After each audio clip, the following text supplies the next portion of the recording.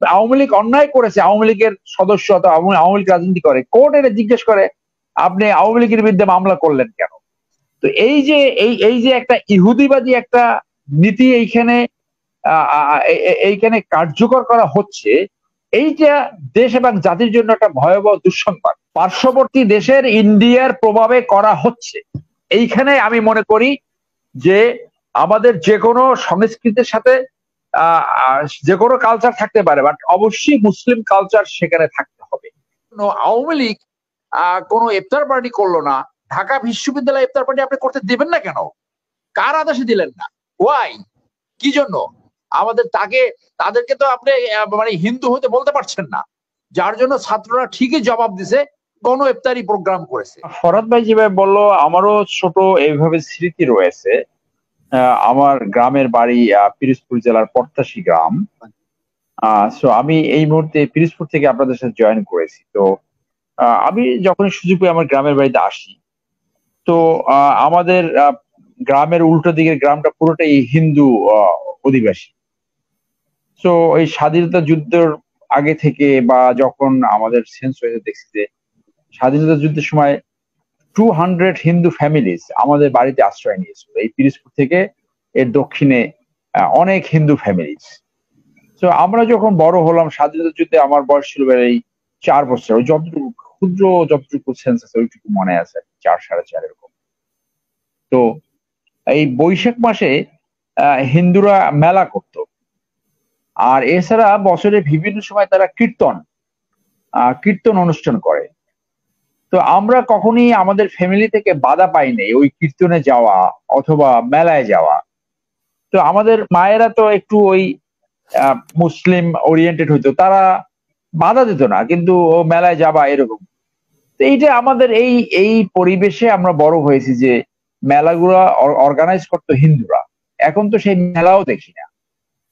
তো এই যে হিন্দু মুসলিম এইটার ভিতরে আসলে কখনো ওইরকম আমরা ভাবি নাই যে এইটাকে আলাদা করে ভেদাভেদটা ধর্মের ভিত্তিতে, এরকম কখনো মনে হয় নাই। কিন্তু আমাদের রাজনীতিটা এই জায়গায় নিয়ে গেছে যে যত না আসলে ধর্মের একটা ভিন্ন ধর্ম, তার চেয়ে বেশি যে একটা রাজনৈতিক দল ভাবে যে হিন্দুরা তাদের একটা পেইড ভোটার, তাদের বান্দা ভোটার।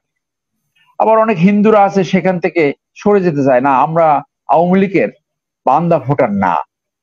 আবার এরা রাজনৈতিক কারণে দেখাতে চায় যে এই হিন্দু কমিউনিটি এই জামাত বিএনপি কর্তৃক অত্যাচারিত হয়েছে, অথচ ফ্যাক্ট রিমেন্স যে হিন্দু বৌদ্ধ খ্রিস্টানের যে সভাপতি ওই অ্যাডভোকেট সাহেব আছে, সে প্রেস কনফারেন্স করে বলছে যে কতগুলা হিন্দু নির্যাতনের অথবা অন্য সনাতন ধর্মের নির্যাতনের কতগুলা অত্যাচার অথবা নির্যাতনের ঘটনা ঘটেছে।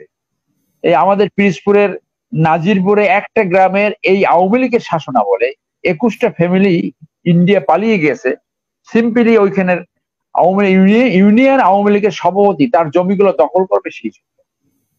তো এই পলিটিক্সটা কিন্তু এই জায়গায় নিয়ে আসছে। এখন আপনি মঙ্গল শোভাযাত্রা আসেন, আমি এইটা দোষের কিছু দেখি না, যে হতেই পারে ধর্মের কোনো কিছু রাষ্ট্র চাপিয়ে দেবে না, সেইটি হইলো লেসন লার্ন। ইউরোপে এই 50s অথবা 60s মানে চতুর্দশ অথবা পঞ্চদশ শতাব্দীতে যখন চার্চ অর্থাৎ ধর্মপ্রধান যখন রাষ্ট্রের ক্ষমতা কন্ট্রোল করত, অর্থাৎ চার্চ যখন ধর্ম এবং রাষ্ট্র ক্ষমতা নিয়ন্ত্রণ করত, তখন সেইখানে সবচেয়ে বেশি নির্যাতন হয়েছে। সেইখান থেকে লেসন লার্ন হয়েছে যে রাষ্ট্র ধর্মের ব্যাপারে ইন্টারভেন করবে না। সো এইটি হলো এক্সপেক্টেড লেসন লার্ন, যে রাষ্ট্র ধর্মের ব্যাপারে ইন্টারভেন করবে না, কিন্তু রাষ্ট্র কালচারকে প্রমোট করবে, কালচারকে আপহোল্ড করবে। এইটাই হলো এক্সপেক্টেড এবং এইটাই হচ্ছে রাষ্ট্রীয় নীতি। কিন্তু এই 2009-এর এই আওয়ামী লীগ আসার পরে এবং মোদী সরকার ইন্ডিয়ায় ক্ষমতা থাকার কারণে এবং বাংলাদেশে যেহেতু মোদীর মাধ্যমে রয়ের মাধ্যমে ওই যে আগের পেজে বলেছিলাম যে মোসাদের একটা প্রভাব বাংলাদেশে লক্ষ্য করা যাচ্ছে এইভাবে যে একটা ইসরায়েলের পলিসিটা কি? ইসরায়েলের পলিসি হলো যে তাদের বিপক্ষ হলো প্যালেস্টাইন, তাদের কোনো আইন, কোনো ন্যায্যতা, জীবন জীবন কোনো কিছু দাম নাই, অর্থাৎ যা খুশি করতে পারে। আপনি যদি দেখেন যে বাংলাদেশেও এই ধরনের একটা শাসন ব্যবস্থা চলছে, যারা ভিন্ন মত অবলম্বন করে, যারা সরকারের বিপক্ষ পার্টি, তাদের কোনো রাইটস অ্যান্ড প্রিভিলেজ নাই, তারা বাংলাদেশের সেকেন্ড ক্লাস নাগরিক হয়ে গেছে, তারা কোথাও প্রোটেকশন পাচ্ছে না। অর্থাৎ 1 লক্ষের বেশি মামলা হয়ে যেতে পারে, এবং কোর্টে এইগুলো আলোচনা হয় যে উনি তো বিএনপির পথ ধরে আছে, ওই বিএনপির লক্ষ্মীরা। আবার আওয়ামী লীগ অন্যায় করেছে, আওয়ামী লীগের সদস্য অথবা আওয়ামী লীগ রাজনীতি করে, কোর্ট এটা জিজ্ঞেস করে আপনি আওয়ামী লীগের বিরুদ্ধে মামলা করলেন কেন? তো এই যে একটা ইহুদিবাদী একটা নীতি এইখানে কার্যকর করা হচ্ছে, এইটা দেশ এবং জাতির জন্য একটা ভয়াবহ দুঃসংবাদ। এবং এই সাথে ভারত যেহেতু একটা হিন্দুত্ববাদী সরকার পরিচালনা করছে, এবং সেই হিন্দুত্ববাদী পরিচালনা যে মোগল সাম্রাজ্যে, তাদের ভাষায় মোগল সাম্রাজ্য অথবা তার আগে তাদের ভাষায় যে মুসলিমাইজেশন করা হয়েছে, সেইটার রিভার্স ডাইরেকশন, সেইটার উল্টো যে পথটা, যে হিন্দুয়াইজেশন, যে হিন্দুত্বায়ন করা, সেইটার প্রবণতা লক্ষ্য করা যাচ্ছে। সেইটার প্রবণতা বাংলাদেশে ঢুকে গেছে বলে আমি মনে করি। কিভাবে? আপনি ধর্মীয় কৃষ্টি কালচার, আমি ইফতার পার্টি করব, আমি সেই ইফতার পার্টি রাষ্ট্র কেন বন্ধ করবে? ক্ষমতাসীন দলের গুন্ডা বান্ডারা ইফতার পার্টি কেন বন্ধ করবে?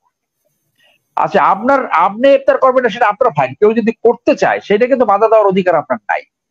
তো এইটা হইলো ওই যে হিন্দুয়াইজেশনের একটা প্রবণতা, মানে ভেরি স্লোলি এগুলা ঢুকানো হচ্ছে। এবং এই যে ইন্ডিয়ান চ্যানেল গুলা বাংলাদেশে অবারিতভাবে প্রচার হচ্ছে, বাংলাদেশের কোনো চ্যানেল ইন্ডিয়াতে প্রচার হচ্ছে না। এবং সরকারের কর্মকাণ্ডে, যেমনটা তৌহিদ হোসেন তার ইন্টারভিউ দিয়ে এবং পেপার আর্টিকেল লিখে বলেছে যে ভারত বাংলাদেশের সবকিছুতে ইন্টারভেন করে, বাংলাদেশের গণতন্ত্র ধ্বংস করেছে, বাংলাদেশের ভিন্ন মতাবলম্বীদের রাইটস এন্ড প্রিভিলেজকে ধ্বংস করে দিছে, সম্পূর্ণভাবে তাদের একটা পারসিকিউশন চালাচ্ছে, এবং তারা এই রাষ্ট্রীয় পলিসিগুলো ইন্টারভেন করে, পদায়নগুলো ইন্টারভেন করে। বাংলাদেশে এখন যারা পদায়ন হতে চায়, তাদের কম্পিটেন্স, প্রফেশনালিজম, অনেস্টির চেয়েও বেশি গুরুত্বপূর্ণ হয়ে দাঁড়ায় কে আওয়ামী লীগের কাছে অ্যাবসলিউট লয়াল এবং কে ভারত প্রেমী। এই জিনিসটা বাংলাদেশের স্বাধীনতা, সার্বভৌমত্ব এবং স্বকীয়তার জন্য একটা ভয়াবহ দুঃসংবাদ। অতএব এই যে সাপ, কোপ, বেজি, কুত্তা, বিড়াল, এইগুলা আমাদের সংস্কৃতির অংশ যদি হয়ে থাকে, কিন্তু এইগুলা এমন ভাবে ডিসপ্লে করা উচিত না যে এইটা একটা হিন্দুয়াইজেশন, একটা হিন্দুত্বায়নের একটা প্রচার এবং প্রসার পার্শ্ববর্তী দেশের ইন্ডিয়ার প্রভাবে করা হচ্ছে। এইখানে আমি মনে করি যে আমাদের যে কোনো সংস্কৃতির সাথে যে কোনো কালচার থাকতে পারে, বাট অবশ্যই মুসলিম কালচার সেখানে থাকতে হবে। তো সেইখানে এই মুসলিম কালচারের মাধ্যমে এই রাষ্ট্রীয় অনুষ্ঠান কিভাবে করা যায় সেটাও ভাবা দরকার বলে আমি মনে করি। মঙ্গল শোভাযাত্রা, এই কথা ঠিক যে এটা রিসেন্ট ফেনোমেনা। আমি ঢাকা ইউনিভার্সিটির ক্যাম্পাসে ছিলাম, আমি সূর্যসেনার ছাত্র ছিলাম এবং এখন তো প্র্যাকটিস করি। এইটা আসলে 90-এর আগে আমরা দেখি নাই, এবং এটা অত্যন্ত দৃষ্টিকটু লাগে। এই সাপ, কুচ্চা, বিড়াল, ময়ূর, এইগুলোকে, এইটা প্রিডমিনেন্টলি হিন্দু ধর্ম এইটা প্রচার করে। তারা যাকেই একটু শক্তিশালী দেখে, একটু আশ্চর্যজনক দেখে, তাকেই তারা পুজো করে।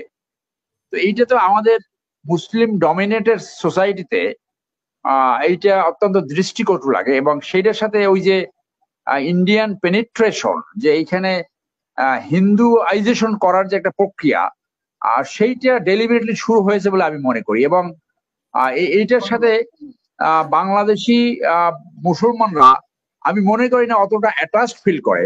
আমি কখনই আকর্ষণ বোধ করিনি এই কোনো মঙ্গল শোভাযাত্রায় যেতে। হিন্দুদের প্রোগ্রামে আমি গিয়েছি, এই কীর্তন বা ওই যে দেশীয় যে গ্রাম্য যে মেলা, সেগুলো দিয়েছি, এটা সত্য। কিন্তু এই যে মঙ্গল শোভাযাত্রা, এইটাকে একটা মুসলমানদের উপরে একটা চ্যালেঞ্জ হিসেবে প্রতীয়মান হয়, যে তথাকথিত একটা সেকুলার গ্রুপ এবং তথাকথিত একটা অথর্ব কিছু লোক আছে যারা এন্টি ইসলামিক মূল্যবোধের বাইরে যে কিছু করতে পারলে তাদেরকে তারা সংস্কৃতি মনে করে, তারা সাংস্কৃতিক মেন্টালিটি এবং স্মার্ট মনে করে, এবং ওরাই আসলে আনকুত এবং আনস্মার্ট। আপনি যে সমাজে থাকেন, কোরআন শরীফ যখন প্রবর্তিত হচ্ছিল, মানে যখন অবতরণ হচ্ছিল, আসছিল, আপনি দেখেন যে সেইখানে কালচার, সৌদি কালচারকে ইগনোর করতে পারে নাই। কালচারাল পেনিট্রেশন সেখানে ঢুকেছে, ইভেন খোদ মানে কোরআনের ভিতরে। তো সেইখানে আপনি একটা মুসলমান প্রধান দেশে এই ব্যাং, কুত্তা, বিড়াল এইগুলো নিয়ে আপনি একটা রাষ্ট্রীয় প্রোগ্রাম করেন, এবং সেইটাকে অগমেন্ট করার জন্য আওয়ামী লীগ কোনো ইফতার পার্টি করলো না। ঢাকা বিশ্ববিদ্যালয় ইফতার পার্টি আপনি করতে দেবেন না কেন? কার আদেশে দিলেন না? ওয়াই? কি জন্য? তাদেরকে তো আপনি মানে হিন্দু হতে বলতে পারছেন না, যার জন্য ছাত্ররা ঠিকই জবাব দিছে, গণ ইফতারি প্রোগ্রাম করেছে। হ্যাঁ, আপনি একই সময় অন্য প্রোগ্রাম করবেন। আমি এই যে হিন্দুয়াইজেশন কিরকম হচ্ছে, ছোট একটা উদাহরণ দেই। মানে this they take as a challenge. Supreme court অঙ্গনের ভিতরে কখনো পূজা অর্চনা আমি দেখি নাই। মানে যখন থেকে আমি সেনাবাহিনী চাকরি ছেড়ে প্র্যাকটিস শুরু করেছি 2009 থেকে, এই গত বছর এবং এই বছর দেখলাম যে সরস্বতী পূজায় তারা সেখানে করছে, পূজা মণ্ডপ করেছে। সুপ্রিম কোর্টে এখানে মেজরিটি 90 মুসলমান, সেখানে ক্যান্টিনে গরুর মাংস পাওয়া যাবে না। Who is doing this? কে এটা করছে? কার আদেশে এটা হচ্ছে? এই যে হিন্দুত্বায়ন, এটা তো অত্যন্ত পরিষ্কার। সো এটা তো যারা এই যে ময়ূর ফয়ূর নিয়ে ঘুরে বেড়ায়, এইগুলোটা তো বিদেশীয় একটা বিজাতীয় সংস্কৃতি, এবং দেখতেও লজ্জা লাগে। তো এই তথাকথিত কিছু এই যে রামসাম যদু মধু, এরা এইটা করে দেখায় যে তারা একটা মানে একটা বড় একটা সাংস্কৃতিক একটা বিপ্লব ঘটাতে যায়, যেটা কমপ্লিটলি বুমেরাং হবে, এবং এইটা এদেশের মানুষ পছন্দ করে বলে আমি মনে করি না। এটাকে মুসলিম কালচারে এনে আপনি মঙ্গল শোভাযাত্রা করেন, আপনি মানুষের জন্য মঙ্গল শোভাযাত্রা করেন, এবং শোভাযাত্রা শেষে আপনি মোনাজাত পরিচালনা করবেন। মোনাজাত পরিচালনা করা স্বৈর শাসন, অপশাসন, দুঃশাসন এবং মানুষের মঙ্গল কামনা করবেন, সেইটা হবে সঠিক মঙ্গল শোভাযাত্রা। ধন্যবাদ।